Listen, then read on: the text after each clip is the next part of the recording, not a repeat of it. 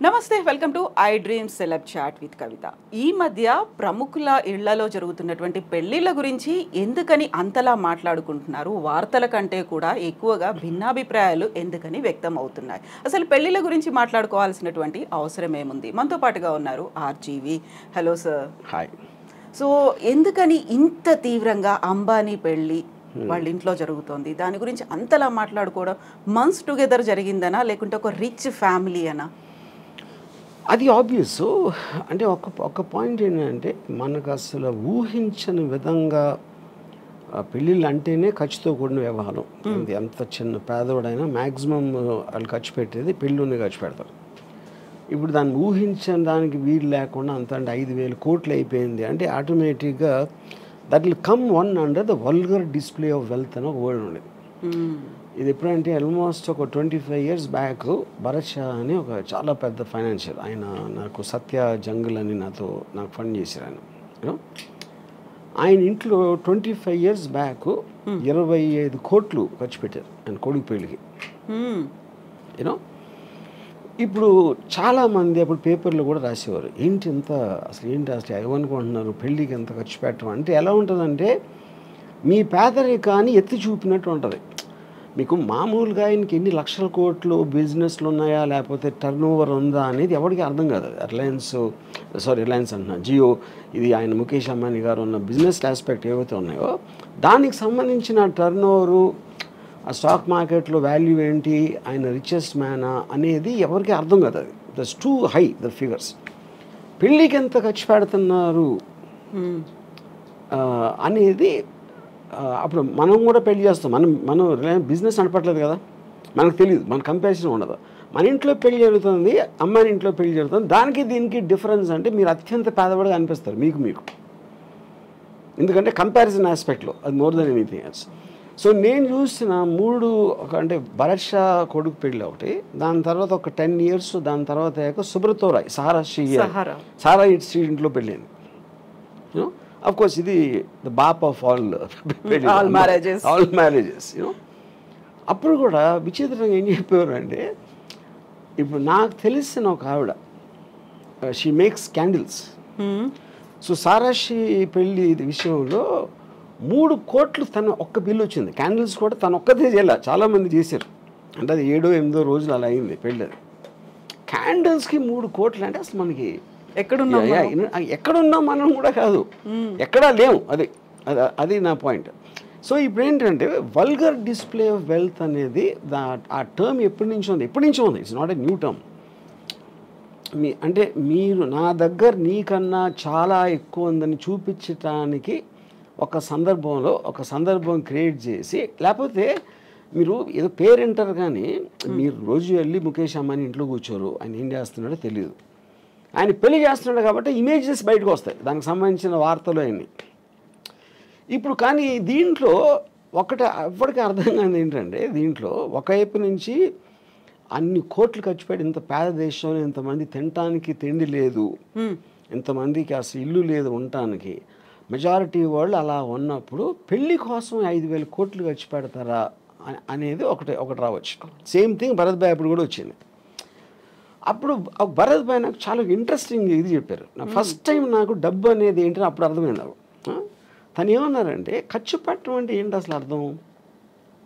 ఖర్చు పెట్టడం అంటే నా దగ్గర ఉన్న డబ్బు నా కొడుకు పెళ్లి సందర్భంగా ఆనందంతో నేను వేరే వాళ్ళకి ఇచ్చేస్తున్నా, అది దానం కిందకు వస్తుంది అన్నాడు.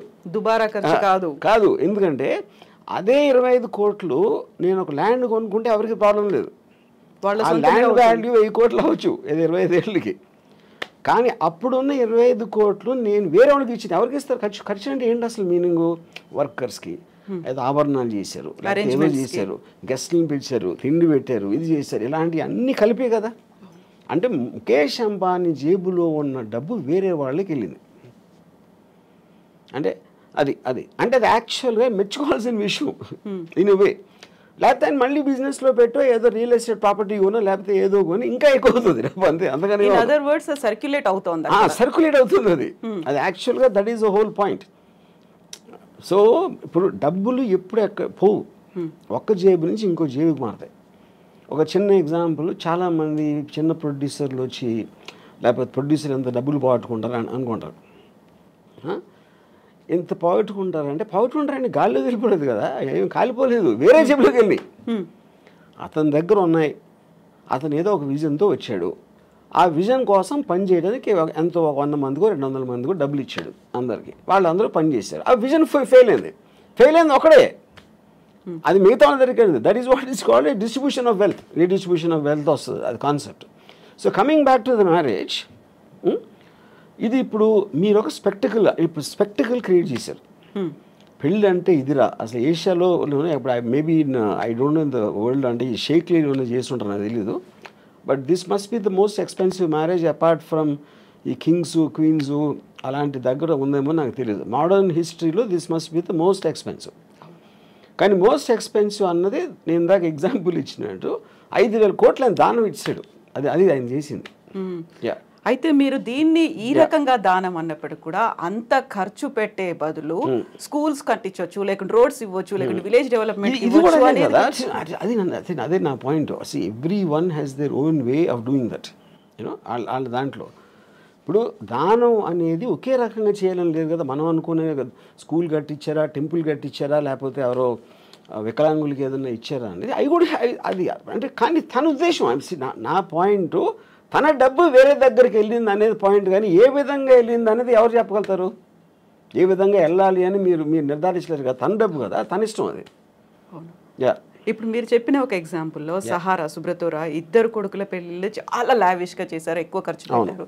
చివరికి ఆయన చనిపోయిన తర్వాత ఆ ఇద్దరు రాలేదు అనేటువంటి వార్తలు కూడా వచ్చాయి. ఇది ఇప్పుడు ఇక్కడ ఈ ఆస్పెక్ట్లో ఒకటి చెప్తాను నేను. పెళ్ళి అనేది ఒక ఈవెంట్, ఒక ఫెస్టివల్ లాంటిది.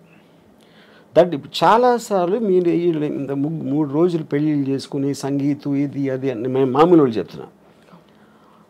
ఆ పెళ్ళి చేసిన తర్వాత మ్యాక్సిమం అంటే నాకు తెలిసిన నాకు దగ్గర పర్సన్ తన కొడుకు పెళ్లి చేసాడు.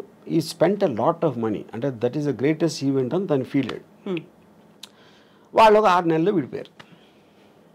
అప్పుడు ఎవరు ఎదవైనట్టు? ఖర్చు పెట్టినోడు ఎదవైనట్టు, అంతే కదా. యూనో ఇప్పుడు ఇక్కడేంటి, ఒక పాయింట్ ఏమో చాలా ఘనంగా చెయ్యాలి అని వాళ్ళ ఐడెంటిటీ కోసం, లేకపోతే వాళ్ళు ఫెయిల్యూర్గా ఫీల్ అయిపోతారు. ఇది పేరెంట్స్ చాలా ఘనంగా చేయలేకపోతే పెళ్ళి, దానికోసం ఎంతో కష్టపడి అప్పు సప్పు ఏదో లేకపోతే వాళ్ళ ఆస్తులు అమ్ముకుని చేస్తారు. కానీ ఆ రోజు అయిపోయిన తర్వాత నెక్స్ట్ డే రేపు మీరు ఆ పెళ్ళి అలంకారాలను అయిపోయి మామూలు మనుషులే కదా మళ్ళీ వాళ్ళు కొన్ని గొడవలు మామూలే. మళ్ళీ పెద్ద కొట్టుకుంటూ వచ్చినప్పుడు పెళ్లి వల్ల చేసామని ఆవిడ అనుకో, అది పెళ్ళి మర్చిపోయారు. రాత్ గయి బాత్ గయి అయిపోయింది, ఆ రోజుతోనే అయిపోయింది అది. సో దాని తర్వాత వచ్చే ఏ ఆస్పెక్ట్ అయినా కూడా you can't control it. So అప్పుడు అది రిడిక్యులస్ అండి. అందుకని నేనేమన్నానంటే డివోర్స్ని సెలబ్రేట్ చేసుకోవాలి, పెళ్ళి కాదు. ఎందుకంటే పెళ్ళి అనేది మీరు ఒక అన్నోన్ టెరిటరీలోకి వెళ్తున్నారు, అంటే ఆల్మోస్ట్ జైలు లాంటిది. అది నిబంధనలు ఉంటాయి. మీరు అంతకుముందు అంత ఫ్రీగా ఉండలేరు. అంతకుముందు ఉన్న అన్నీ తనేమనుకుంటుంది, ఆడేమనుకుంటాడు, వాళ్ళ అత్తమామలు ఏమనుకుంటారు, ఇలాంటి రకరకాల ఆస్పెక్ట్స్లో మీకు ఒక ప్రెషర్ బిల్డప్ అయ్యి ఒకసారి డివోర్స్ అయిపోతుంది. డివోర్స్ అయినప్పుడు ఏంటి, మీరు మళ్ళీ జైలు నుంచి బయటకు వచ్చేసినట్టు. That is more cause for celebration అన్నది. ఇది ఒక స్టూపిడ్గా పెళ్ళిని సెలబ్రేట్ చేసుకుంటారు అందరూ. పెళ్ళి అనేది చాలా అంటే అవునా కాదా, పాము కాటేస్తుందా ఇదా అని అంత టెన్షన్తో వెళ్ళాలి. కానీ దాన్ని సెలబ్రేట్ చేసే అంత ఎస్పెక్ట్ లేదు. ఎస్పెషలీ మీరు డివోర్స్ రేట్ ఎంత పెరిగిపోతున్న రోజుల్లో, ఆల్మోస్ట్ 60-70% వెళ్తుందని మొన్న ఎవరు చెప్పారు నాకు. So which means the institution it self is failing. అలాంటి సందర్భంలో మీరు అదొక పెద్ద మీ జీవితంలో జరిగిన ఘనకార్యం లాగా ఫీల్ అయిపోయి పెళ్లి చేసుకుంటాం అనేది నా దృష్టిలో చాలా స్టూపిడ్. అది ఇలా ఎంత ఇదిగా. ఈ మధ్య కాలంలో అలాంటి ట్రెండ్ కూడా కనిపిస్తుంది. హ్యాపీలీ మ్యారీడ్ అనే బదులు హ్యాపీలీ డైవోర్స్. అంతే ఈ మధ్య కాలం ఎప్పుడు అంతే. ఇప్పుడు నేను నా డివోర్స్ అయ్యి ఆల్మోస్ట్ 25 years పైన. కాకుండా మీకు సంబంధించి కూడా ఒక క్వశ్చన్ వచ్చింది కదా, మీరు హ్యాపీగా మ్యారేజ్ చేసుకున్నారు, 25 yearsకి పెళ్లి చేసుకున్నారు. ఆ టైంలో అనుభవించాల్సింది, ఒక ఫ్యామిలీని రన్ చేయాల్సింది అంతా చేసిన తర్వాత ఇప్పుడు డైవోర్స్ తీసుకొని ఇప్పుడు మాట్లాడడం. హ్యాపీగా రన్ చేసిన ఎవరు సపోజ్ చేస్తున్నారు? See, when you're taking a decision, you don't know the result. నేను సినిమా తీసినప్పుడు అది ఫ్లాప్ అవుతుందని నాకు తెలియదు కదా. సినిమా తీసినప్పుడు బాగుంటుందా అనుకుని తీస్తా. అది ఫ్లాప్ ఎప్పుడు అవుతుంది? రిలీజ్ అయ్యాక. సో పెళ్ళి బాగుంటుందని పెళ్ళికి ముందు అనుకుంటాం. పెళ్ళి ఫ్లాప్ అయిన తర్వాత ఇంకా పెళ్ళి హ్యాపీగా ఉంటుంది. బట్ అందరి ఎక్స్పీరియన్సెస్ ఒకలా ఉండవు కదా. ఒకలా ఉండవు. Of course that I'm not generalising this, but the amount of people, number of people in today's times especially, అప్పుడు లేదని కాదు, అప్పుడు ఉంది, డివోర్స్ అనేది కొత్తది ఏమి కాదు, you know, it is rising much more, which basically for the reasons maybe the women, అంటే ప్రతి మనిషి ఒక ఇండిపెండెన్స్ కోరుకుంటాడు. ఇంకొకళ్ళ కోసం వాళ్ళ కోరికలు కానీ వాళ్ళు చేయాలనుకుంటున్నాయి జడ్జిమెంటల్గా అవ్వటానికి ఎవరు ఇష్టపడరు. మ్యారేజ్లో అది కంపల్సరీ అయిపోతుంది. నా భార్య ఎలా ఉండాలి, నా భర్త ఎలా ఉండాలి, ఎందుకు నన్ను సినిమాకి తీసుకెళ్ళట్లేదు, ఎందుకు, అది కాన్స్టెంట్గా ఒక పర్సన్ మీద మీ హ్యాపీనెస్ని వదులుతున్నారు మీరు. ఆ ప్రెషర్ తట్టుకోలేక it will lead to the divorce finally, which will be the most common reason.